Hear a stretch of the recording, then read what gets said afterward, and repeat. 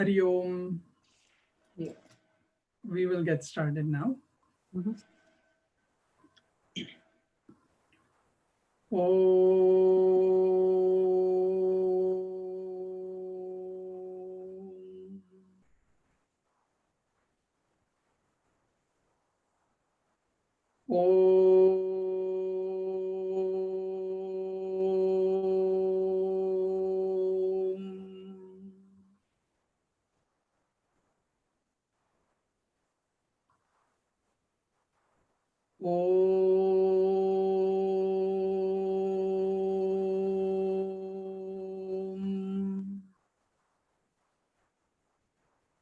Om Sahana Bhavatu Sahano Bhunaktu Saha Viryam Karavavahai Tejasvinavadhitamastu ma vidvishavahai.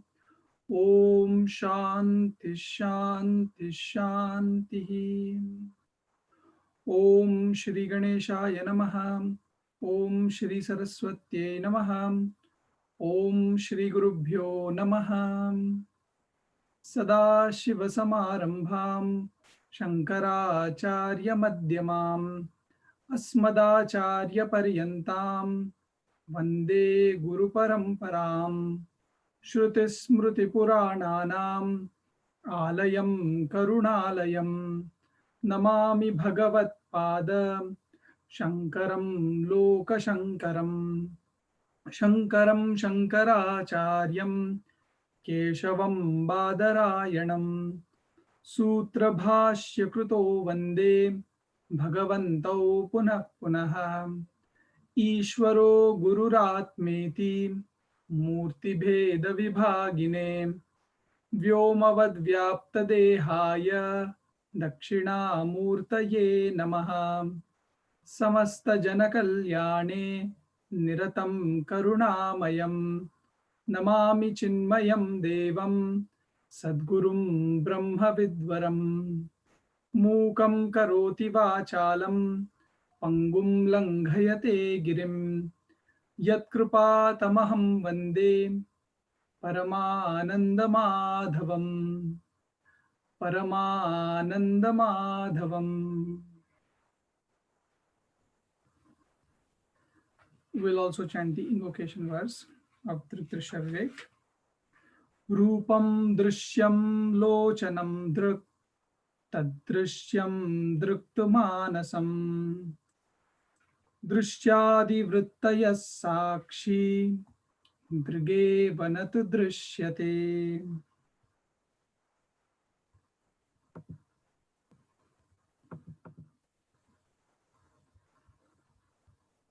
In our last class,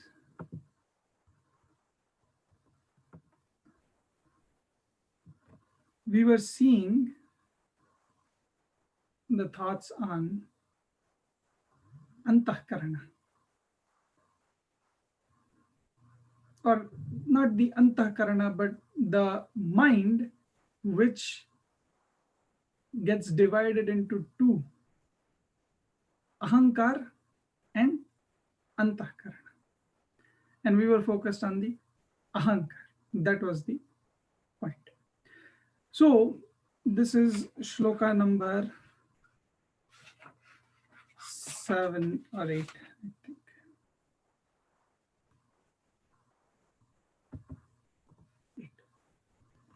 So we are on shloka number 8,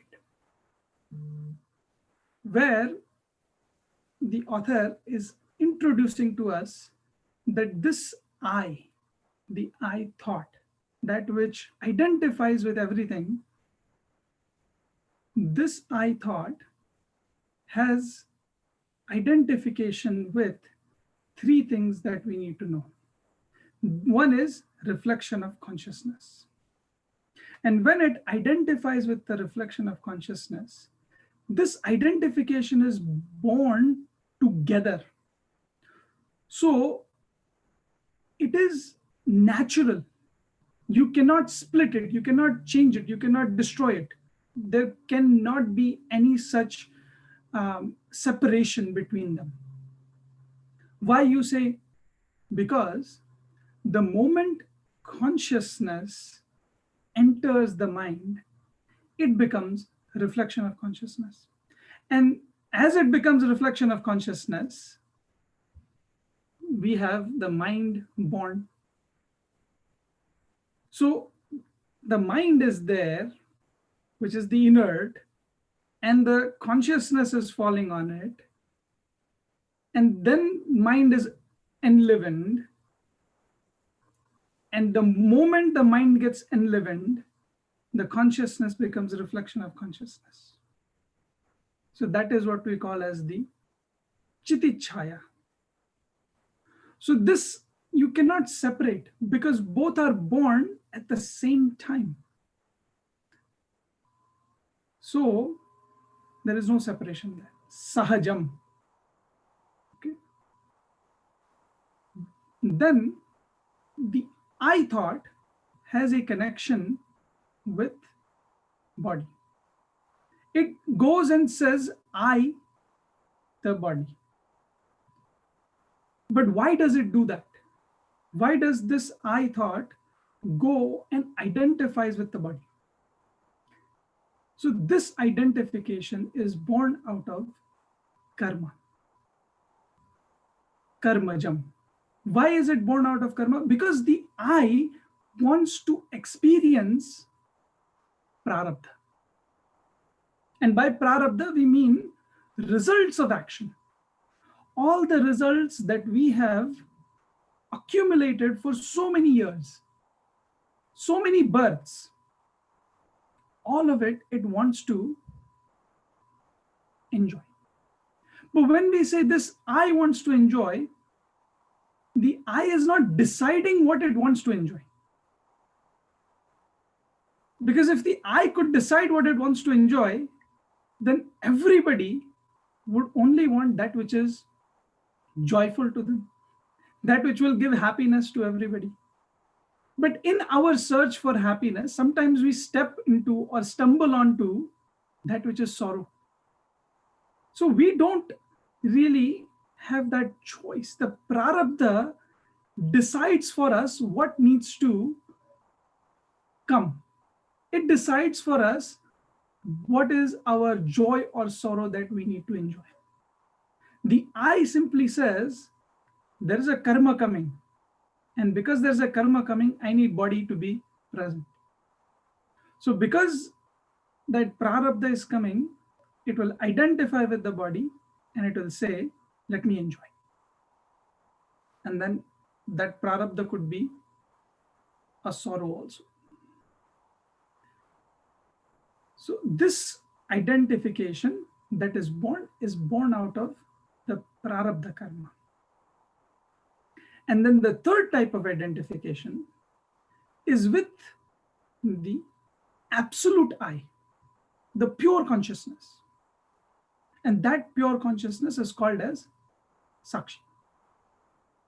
So when it says the I thought, the identifying thought, the owner thought has connection with Sakshi, it doesn't mean that it knows the Sakshi. We should not think that here the Ahankar is knowing the Sakshi, because Ahankar cannot know the Sakshi. But what it has done is, this Ahankar has become an imposter and is now claiming itself to be the Sakshi, claiming itself to be the owner, claiming itself to be the I. You can think of it like this. Somebody who's working at a house, a guest house you can call it, and the owner of the guest house only comes during vacation time or summer time. But rest of the time he has kept this worker who manages everything. So because the manager is there, house is empty for most of the year, he decides, why not let somebody live here, make some money off of it, and that way, I will benefit, and the master also benefits whenever it wants to benefit. But when owner is there, owner doesn't come announced. Well, come anytime he wants. So at that time, when the owner comes and finds that the place is occupied, what will happen? The other who has been occupying that place has to go. And the person who was, managing it cannot say, oh, but I was managing this, so therefore I am the owner now. Owner is the owner. But this manager acted as an imposter on behalf of the owner and said, you can go and live. This is my house only. You can go and live. This is what this ahankar is doing. It is born out of reflection. It is born out of the combination of pure consciousness falling into the mind. Chitichaya aveshato buddho. When it enters the buddhi, when it enters the mind, that's when the bhanam happens. So this is what the I thought is doing, is it is replacing the sakshi and it is calling itself as the I. It is calling itself as the true self. And that is a greatest problem.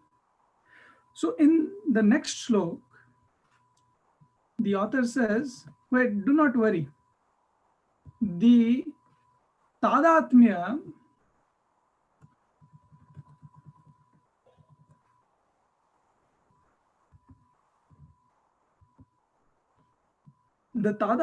of the ahankar, the I thought, with the reflection of consciousness is not a problem. It is natural, so you cannot get rid of it also. It will be there, but it doesn't create any problem for us. It is means for our transaction. So therefore, let that be. Don't be bothered by it. And the relation with body of this ahankar, the connection with the body will go when the karma kshaya happens. So when we understand karma kshaya, we should not think karma kshaya only means that enjoying the result is the karma kshaya. Just by enjoying just by enjoying, that connection will not just go away. That's not the point meant here. When we say karma kshaya, when the prarabdha has decided that it doesn't want anything anymore from the body. I have had enough quota for the day. Prarabdha only decides. Body has become tired. So therefore, it says, I am done. And when it says I am done, the connection is lost with the body. It happens every day. When we go to sleep every day, that connection is lost. So karma kshaya means that also. And karma kshaya also means that once the body has offered whatever it wanted to offer to this jiva, to this person, then it is done and it is ready for moving on. So in both ways, this understanding is, it's not just limited to that, karma kshaya means that I have to exhaust and I exhaust by enjoying. No, that's not the point here. So again, that also doesn't cause any problem, because I need the body I need the body to be healthy. I need the body to be to do the things that as a jiva are necessary. So therefore, connection is needed. If I did not have a connection, then there could be so many catastrophe that I could go through. So it is necessary. Even when like in the hospital, when the doctors, they give you anesthesia, so they make that portion of the body numb, so they kind of disconnect. So it is, although it is happening at the brain wave level, But there also the idea is still the same, that you are disconnecting with that portion of the body. So there is no longer that I thought going to that body. You no longer are able to say that this is my leg or this is my limb, whatever it may be. So you're breaking that connection, then the doctor can operate or whatever the doctor would like to do. So the idea is same, the karma kshaya has happened. That's how we are understanding karma kshaya. Okay, so we should not think just karma kshaya in one way. Okay, and then finally, how does the connection is broken with the sakshi? That connection is built by Bhranti, correct? It was Bhranti jump. It came out of ignorance. So by knowing, I have to know who I truly am. As it was mentioned in the first 5 shloka, I am the Sakshi. I have to know that I am this Drik, I am this seer. And when I come to know myself, then this Bhranti will go away. Then I will know that the I thought, the thought which is arrogating and saying this, that thought is the imposter thought. But this imposter is only gaining the power because of me, because of the self that I am. And by knowing that, I will not be tricked by the ahankar. That's the point. Right now, I'm being tricked by the ahankar to think that what ahankar wants is the reality. What it wants is the most important thing. But when I know that it is only an imposter, I will know that I do not need to be tricked by this.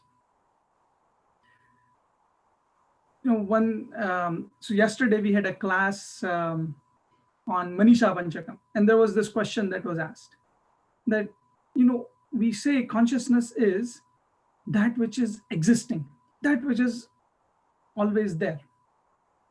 And kind of an example came about is when you look at a pot and a clay. So how clay is pervading through that entire pot. So for that pot, clay is existence in a comparative way, not literally, but in a comparative way. So this was related. So question came about, then are we to think that a pot is, so are we to think that existence is somewhat like dull, or are we to think that existence will not have any kind of feeling, or is it just that dullness?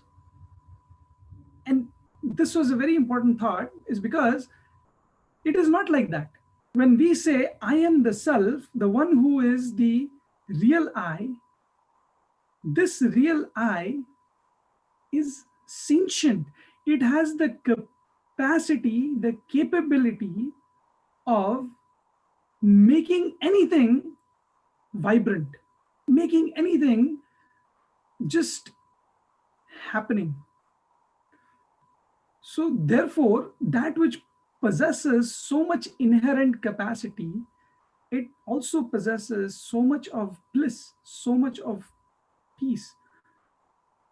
And therefore, we should not feel that the I that I am trying to search through this Vedanta, the real self, it will turn out to be just some, I will turn out to be just a wall, or I will turn out to be just a crazy guy who thinks about nothing. No, it will not be like that.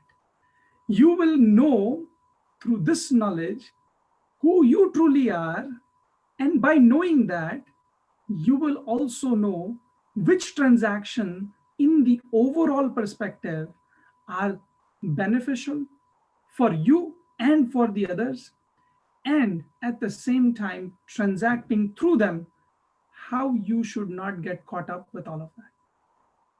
Many times we do the transaction and we get caught up in the transaction. We never realize that it was the ego I that was making us all this time think that I did it, I did it, I did it. And I arrogated to this self. Even though we have studied, it automatically happens. But when you come to see it for yourself, it will never happen. Because you have seen the separation. You have done the Viveka necessary to separate. Now, we go with the next shloka for today.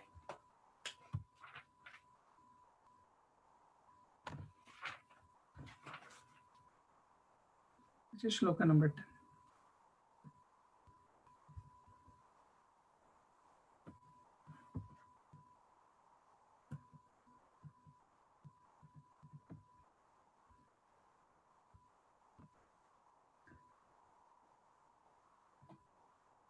Ahankaralaye suptau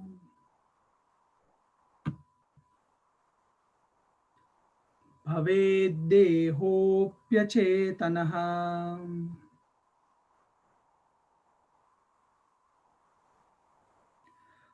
ahankara vikasardha swapna sarvastu jagaraha ahankaralaye suptau bhavedehopyachetanaha ahankara vikasardha swapna sarvastu jagaraha.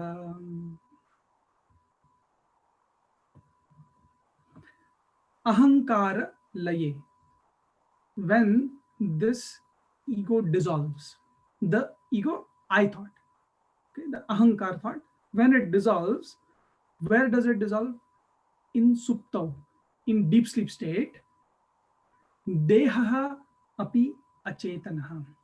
The body also becomes achetanaha, jada, inert, completely dead. Not completely dead, halfway dead.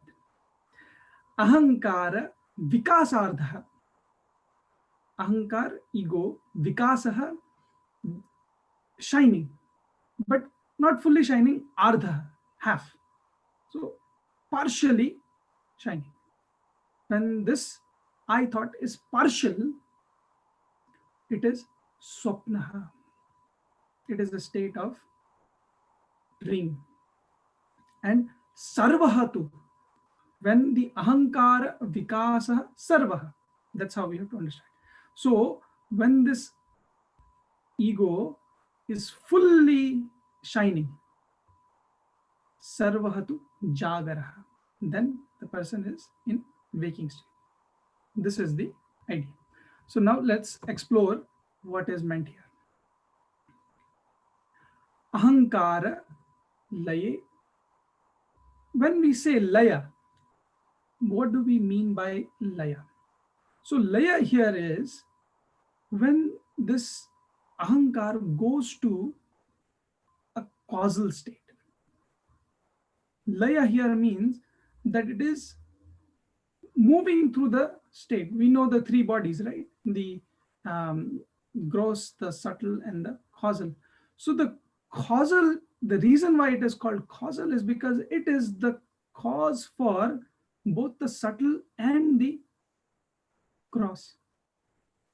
So when the laya happens of this ahankar, this I thought, it is simply going and packing up. And when it packs up, it no longer engages with the world. It doesn't engage with the transactional world at all. So therefore, when we say laya, it simply means it has gone into the causal state. Another way you can say is that it has become in the form of a seed. Normally, the seed doesn't do that, but from a seed, a tree grows. But if you had taken a video of 10 years and you rewind it back in like 10 seconds, you will see and you rewind back forward again, you will see how it goes back and forth, back and forth. That's the idea, is when it goes back to that seedal form, it again becomes that seed. So here, the mind has the, or the vasana has the capacity to manifest itself in the form of the I thought. And when it no longer wants to manifest, it just goes and goes to sleep. It doesn't die. It has not died. It is just staying in that sleeping state. So suptau, and that state is called as the deep sleep state. So ahankara laye suptau, in deep sleep state, or when it is sleeping, dehaha bhavet achetana. So then what is its connection with the body? When this I goes to sleep, what is its connection with the body? So body is become rendered insentient. And this actually now can help us understand why it was said there is a connection with the body of the I. Because if the I did not have this connection, this I thought did not have a connection with the body, my body would still be alive. My body would still be kicking, because it did not require the sentiency of the I thought. The consciousness itself could have been good enough to keep the body running. And it does. Actually, in deep sleep, body is still functioning. It's not that the body is not functioning. The only thing is that I no longer feel this is I body, this is my body. I don't feel that anymore. The only thing I feel is, or I don't even feel that there is a body. So the connection with the body, that this is me, that has been lost. But the consciousness still continues to keep the body running. The pranas still are functioning through the body. The pranas, they don't go to sleep. So therefore, the pranas make sure that the body is functioning. Right? So ahankara laye suptau bhavet deha api achetana. The body becomes insentient. And ahankar vikasa ardha. And when it is manifesting in partial way, what is meant by partial way is that there is a connection, but that connection is not with the body, but with the subtle mind. See, when it was said, ahankar has connection with the body, which is born out of karma. Right? It said that that is born out of karma, but that only gives us the transactional experience. This ahankar also has connection with the subtle world, the subtle joys that we experience. And this we don't need to go to sleep for. It says swapnaha, it says it is a dream, but you can daydream. You know, when you're just when you're working and you become so tired of working, and you think to yourself, what a nice look out there. And it just seems so wonderful. And all of a sudden, 15 minutes gone by, in you looking at out the window, you were not present. You were where? Though you were seeing outside, yet you were in your own mind traveling somewhere, traveling with your thoughts. And you did not require the senses. You only required senses to trigger that thought. Once the thought was triggered, you were in your zone. So therefore, daydreaming also is similar. It is just like vikas ardha. So in ardha, the I thought does not require body.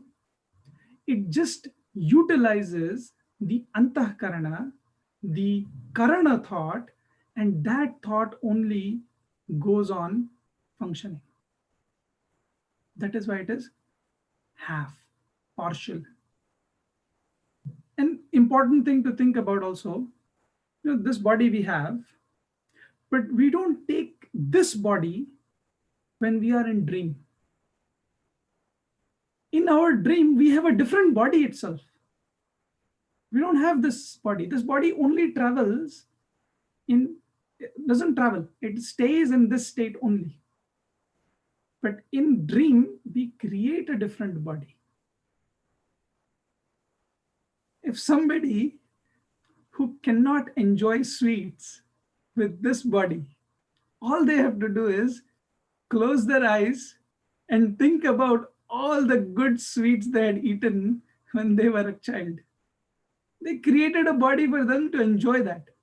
All they have to do is think of that memory and you're there. So, in our dream state, I thought is present, but the I thought does not identify fully with the body, the senses. And you can pull it back. You can pull the I thought back. Sorry, not pull the I thought, but you can bring the I thought back to the waking state. All it requires is a little bit of nudge, and it comes back and it becomes fully awake. But in deep sleep state, it may require a little more effort than just a nudge. If you're daydreaming, you don't require a lot. Just a little bit of nudge. Hey, class is still going on. Or, that is. But if you're sleeping, you're completely passed out, then you may require a bucket of water to be poured onto that poor guy. So, vikasardha. And finally, sarvahatu jagaraha. In waking state, all the functionings are happening. So the important point to note is that when I use the body for the experiences, that is known as the waking state. When I do not require the body and I still have an experience through my mind, through my memories, that is called as dream state. And when I have no experience at all, that is the deep sleep state. In this way, the functionality of this I thought has been explained. Now, the author switches the gear and goes to the second part of the thought, or second part of the mind. We said that the mind has two parts. One is the ahankar thought, and the other is antahkarana rupini. So now takes up the second aspect, the antahkarana. How does the antahkarana function? So let us take a look at that.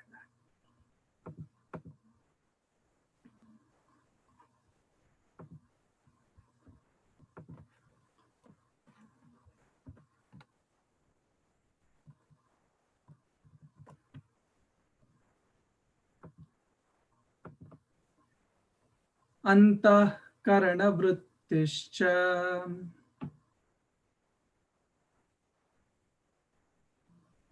चितिच्छायैक्यमागता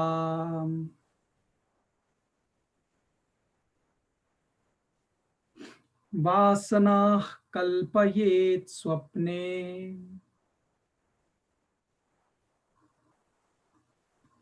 बोधेक्षैर्विषयान् बहिः.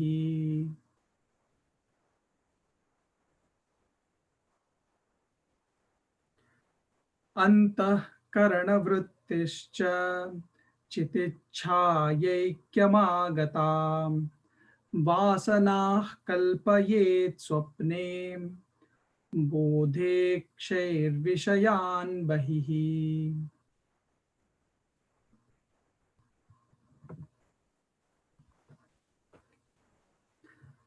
Antahkarana vritti, the karana vritti,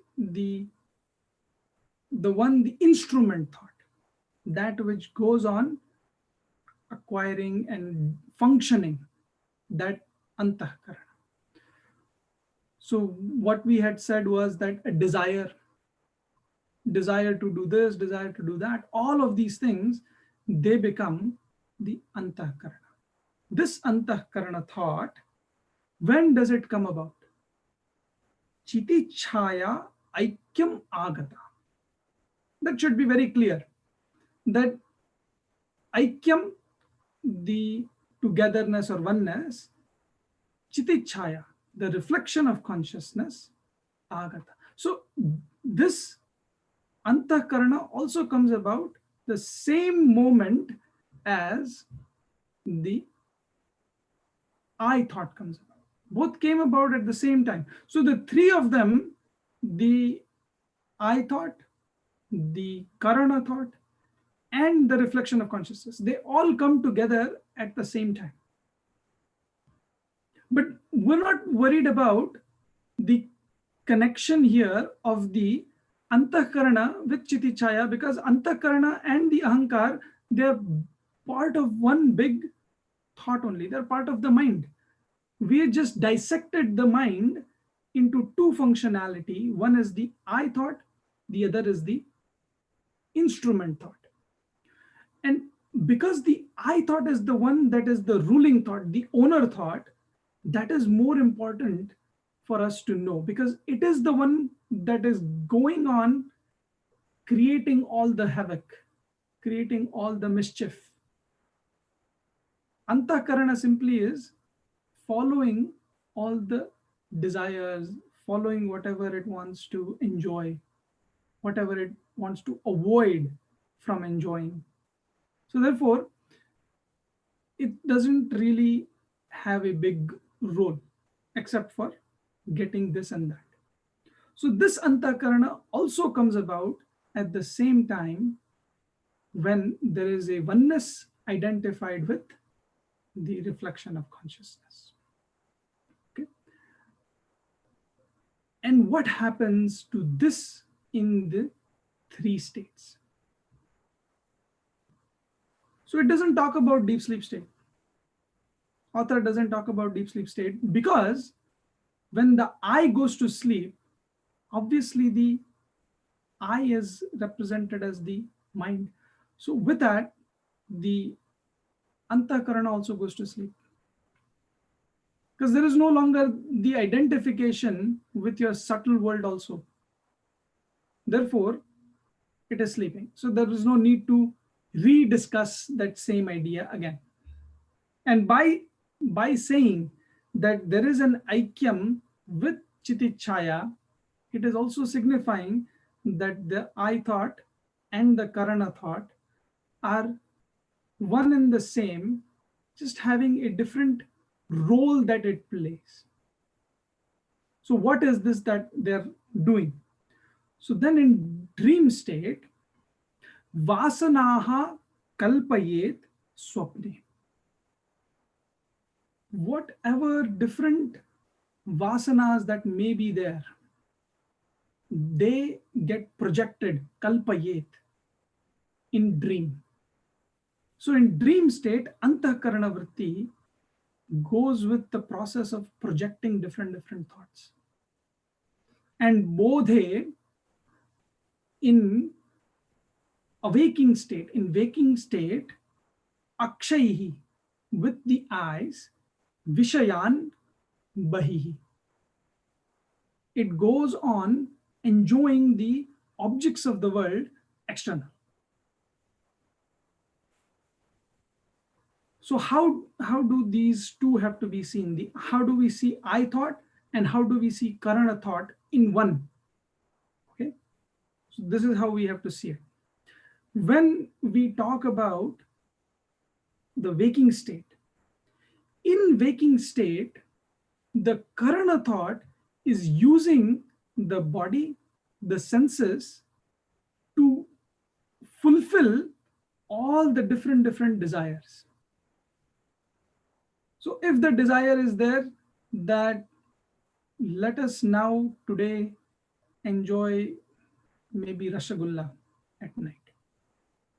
If that desire is there for Rashagulla, the Karana thought will make sure that by 8 p.m. sharp,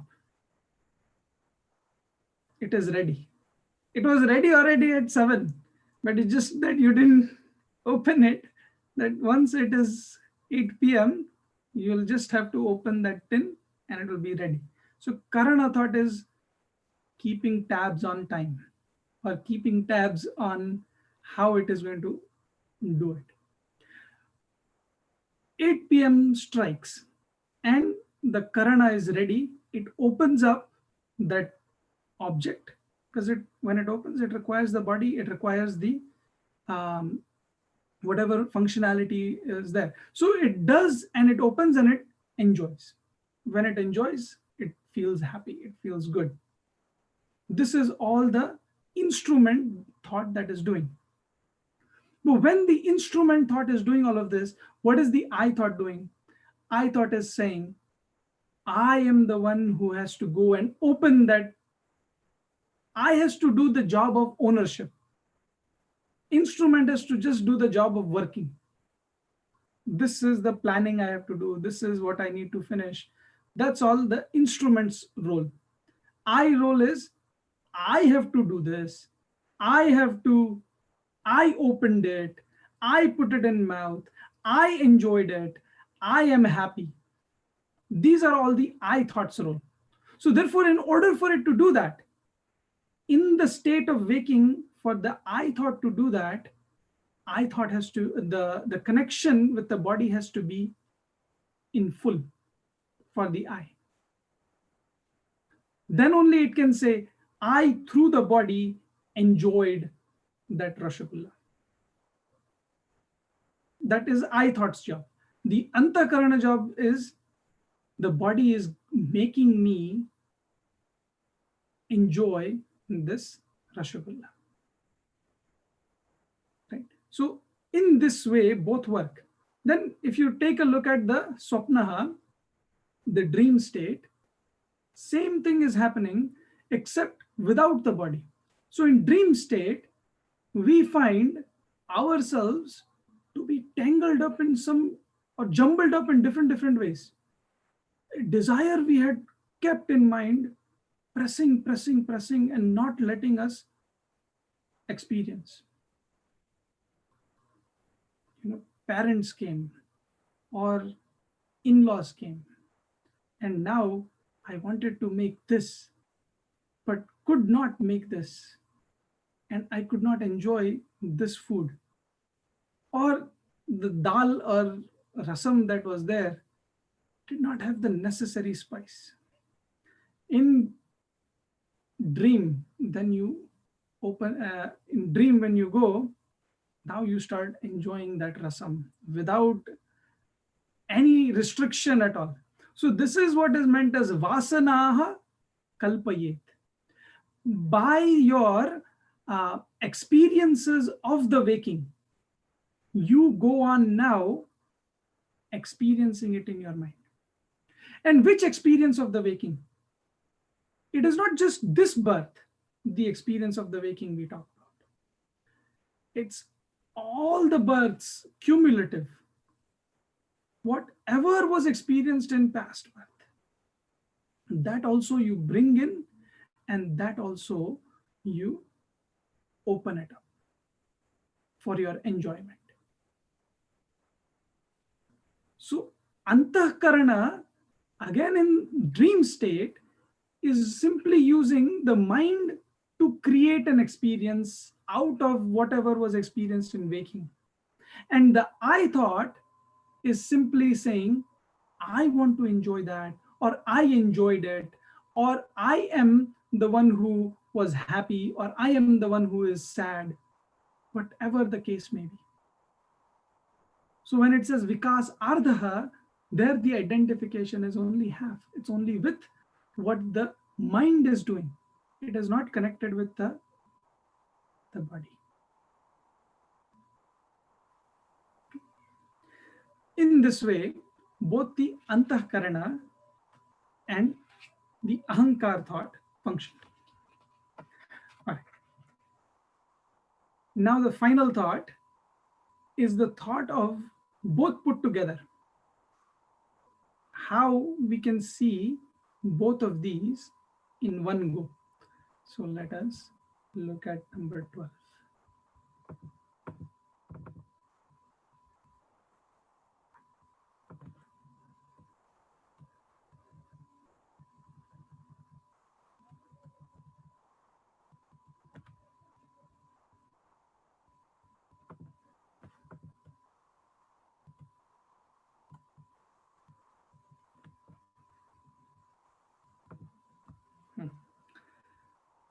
मनोहं कृत्युपादानम्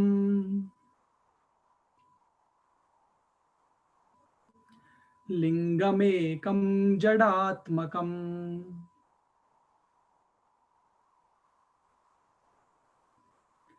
अवस्थात्रयमन्वेति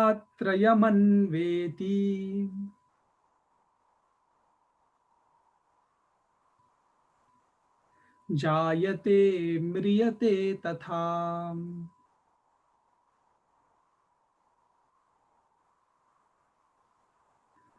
मनोहं कृत्युपादानं लिंगमेकं जडात्मकम् अवस्थात्रयमन्वेति जायते म्रियते तथा. Manaha, the mind, or here the meaning is antahkarana thought, and ahankriti, that is the I thought, owner thought. Upadanam, both together. Lingam, it is called as linga sharira. You have heard probably, this sukshma sharira also is called as linga sharira, linga deha. That is how also is referred. It is ekam, both, though it is seen as different, it is one thought. We don't have two different thoughts at the same time. We can have two thoughts, but at the same time it is only one thought. It just functions in different way, and it functions so fast we cannot tell when the I thought is working and when the karana thought is working. Each time a karana thought gets us something, the I thought will come back and have an ownership of it. So it is ekam, but it is jadatmakam. This is inner thought. It does not have the ability to do anything on its own without consciousness being present. And this lingam, this antahkarana, this mind, both composite together, avasthatrayam anveti. It is the one that travels through all the three states. Who travels? This body doesn't travel. This body is as it is, lying as inert as it can in the waking state. But the mind, that is the one that travels through waking, dream, and deep sleep state. And this alone is jayate mriyate tatha. This body, this subtle body only, is the one that is born and the one that dies. It is born when the body is born. We only recognize that the body is born. That is a foolishness in which people think only the body is born. It's not just that the body is born, with that, this mind also is born. And we only think that the body died. But truly speaking, it was not just the body that died. This linga just was removed from there. So because the linga was removed, the sukshma sharira, the subtle body was removed from the body. So it transitioned, it transmigrated to find a different body. So there it is what is called as the mriyate. So when we talk about birth and death, Birth in that is simply not of the body, but it is also of the subtle body. That is what we mean.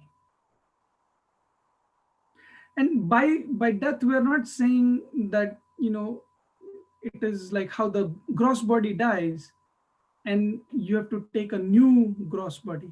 It's not like that, that the subtle body is dying. Subtle body, when we say is dying or is dead, is that it no longer sees the gross body fit for it to stay. So therefore it leaves, and that is the death. This is how we have to understand.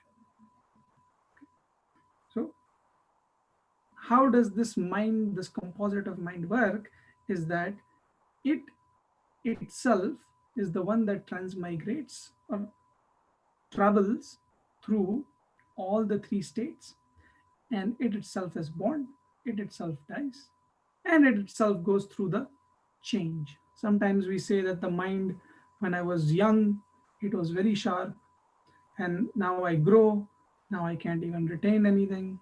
So it is the mind that is doing all of this role. But there is one important word here that we have to also understand. And in the interest of time, I will just mention it, but then we can take up the thought with our next class, because I do want to give chance if anybody has any question. But the thought is lingam. Why do we say the subtle body as lingam? Lingam means linam artham gamayati. This is how it is. It's vyutpatti. That's what they call it in Sanskrit. It's etymology. So linam artham gamayati. Artham means not meaning. Artham here means something, some existing thing, and it is lina. It is hidden. So that hidden thing, gamayati, it takes you there. What takes you there? Your subtle body. So subtle body is an indicator of the Atma. If subtle body were not there, we would not know Atma being there. So the Atma hidden within is indicated through the subtle body. And by that we mean is known through subtle body. Known is not, do not think known in the same way as knowing Drshya. It's not like that. Knowing means it is the means for us to reach there. The mind alone is the cause for samsara, and the mind alone is the cause for liberation. The problem is with the mind. So the solution we will have to find also is with the mind.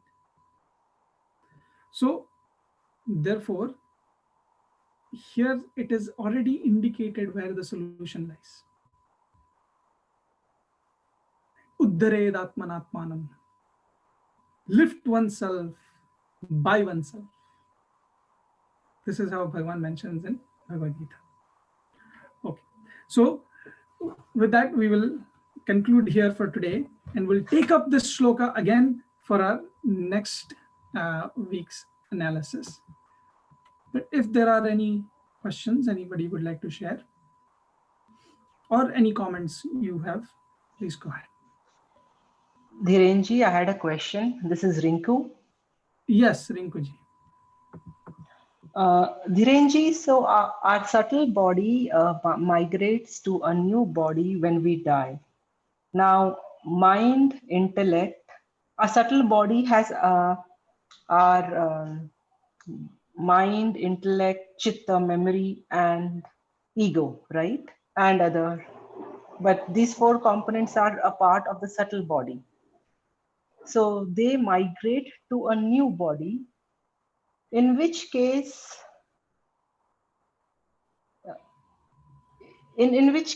what happens to the mind. I mean, I think in one of the previous classes you had said that the memories are all still there, but we just don't remember them. But our mind is our reflected consciousness, right? Hmm. So when we move to a new body, why does the sense of identification that I had with my old body disappear? Because my sense of identification is linked to body, mind, and intellect. So the body is not there. The gross body is gone, but the mind and intellect is still there. So when we go to a new body, why is there no identification with the old version of me if these components are still present? Okay, that's a very good question. And what we need to think about is it's related to our prarabdha, or not prarabdha, but our karma. So at the end of our birth, what we say is we encash, we we cash it in all our karma that we did into prarabdha karma or sanchita karma, not prarabdha karma, sanchita karma. So they all get mixed together, okay? And when we cash it in, the next birth we take could have karma from different births. So therefore, we do not have a connection with just the past birth or past body, but so many past bodies. How to understand this? Think about it this way. You went to business trip from here to say South Mexico. You went. Okay? You went for a business trip, and well, no, South also use dollars, right? I don't think they have a different currency. Or I don't know. Let's take euro. Mexican dollars. Oh, They they're have Mexican Mexican dollars. dollars. Okay, so let's start with Mexico first. So you went to Mexico for your business and you Mexican dollar. So you converted that Mexican dollar and you went, you did your business, you earned your money, you made a profit and you came back. But now you're coming back, no longer Mexican dollars are good for you in US. So you did what? You cashed it in and put it in your bank as your US dollars. Then you go to Europe and you now are doing your business in Europe. Everything you now cashed it in into euro. Okay. And now you made again good profit, but you cannot bring euro here because no use. So you again convert it into dollar. And euro has more value. So now you have more profit. But now you come back and you tell your banker, I want you to separate my money from the euro trip to the money from the Mexico trip. Transaction wise, you can make it, yes. But if he's going to give you money, is he going to say, this was your money you earned in Mexican and Mexico, and this was the money you earned in? No, money is money, currency is currency. So therefore, next time when you go to India for your business, you are going to have what? The same currency. So therefore, next birth that we take, we will have simple punya and papa. That is our currency we are born with all the time. Then it doesn't matter which birth we accumulated what. And therefore, connection also is not there to the previous body or how it came about or all of that. And in a way, it is a blessing only. Because who knows what past we may dig up, and it may be horror for us if something was so bad. What happens with to the Atma when the body is dead? Does the Atma go with the subtle body, or the Atma stays with around it, or that Atma is the next Atma comes with the subtle body and the other body is born? So Atma doesn't travel. Atma is always there. and it is like a lamp, you know. In one pot, you extinguished the lamp. In another pot, you lit the lamp. It may seem that in the next pot, now the lamp has traveled, but it didn't really travel. All it did was it just seemed to not light that pot. The one that it's extinguished, it's just seemed that the light is not there anymore. So the body then is no longer useful. And in the next one, the body becomes, seen. The mind becomes seen. So Atma is present at all times. Actually, I would say in Atma, everything is happening. We tend to think that Atma is traveling with the subtle body. Atma is not traveling. In the Atma, this functioning is happening. Like how in Atma Bodhi. So the second body has different Atma and different subtle body? No. In Atma Bodhi, you probably may have studied Budbudani Vavarini. Like how the bubbles are formed in the water. What are these bubbles? These bubbles are like the existence that we have in each birth, but the water is the same. One wave after another comes crashing to the shore. But each wave that comes, is that any different from the water that has come? No. So water is always the same. It's just the feeling that, oh, a big wave is coming. Let's just push ourselves back. That's how the feeling comes. But no, still water only. Dhirenji, just on Rinkuji's question. So if when you die, subtle body leaves the gross body, how is it different than deep sleep state? Do you, when you, at that point, do you have the I identification? When the subtle body leaves the gross body or leaves the deha at the time of death, that is what we call as the permanent leaving. So therefore it no longer requires the body to come back. But when we are in deep sleep state, it wants to come back because it wants to use the body for more more prarabdha for that it may have. So it is nothing different. The only thing different is that there is, again, coming back to this body. There you have dropped it. And in Bhagavad Gita, Bhagavan mentions this idea that vasamsi jirnani yada vihaya, right? So you adorn the clothes, and once they are torn, then you throw it away. So like that, when the body has become useless for the jiva to function with, it gets rid of it. But Atma doesn't go anywhere. But during the transition, when he's looking for another body, do you have the I identification? I identification?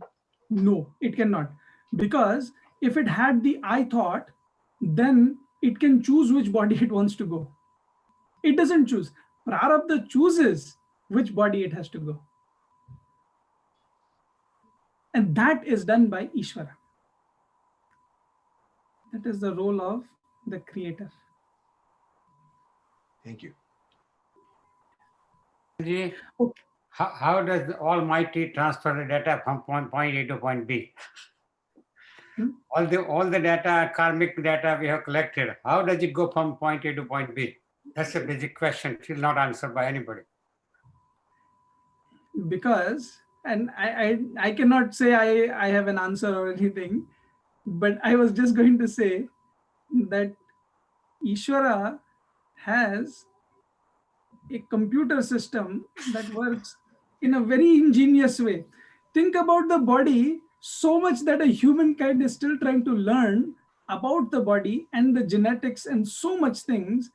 And all Bhagavan did was fit it into a system, and everything we are born with. Mother and father didn't even know all these things are there, yet the child is born with all of the functionalities. Who created that? So he ingrained it in such a way. This Ishvara is such a great manifestation that it happens as the greatest computer can do multiple things. And who is this Ishvara? In reality, it is me, myself only. Me, the self, has alone come about. Now, I'm not comparing myself to Ishvara. That's not the point. In its nature, Ishvara is Brahman only, and that Brahman I am. This is what the Upanishads say. This is what we hear from our Guru's Mukha. So therefore, in reality, we should understand who I am. Okay, we have gone past. Shankarji, yeah. That means at one point this discussion has to stop. Yes, absolutely. Exactly. We accept it. All the questions and answers will always happen until that point. Yes. At that point, there is no more question, no more answer. Yes. Am I right? Absolutely. In Yoga Vasishta, there is there's a point where, Sage Bharadwaj, he is asking question to Sage Valmiki, and there Valmiki ji says that once Sri Rama's questions were answered, he became completely silent. No more question came to him. Right. That's how it becomes. Chodyam nasti taduttaram. Correct. Okay, we will conclude.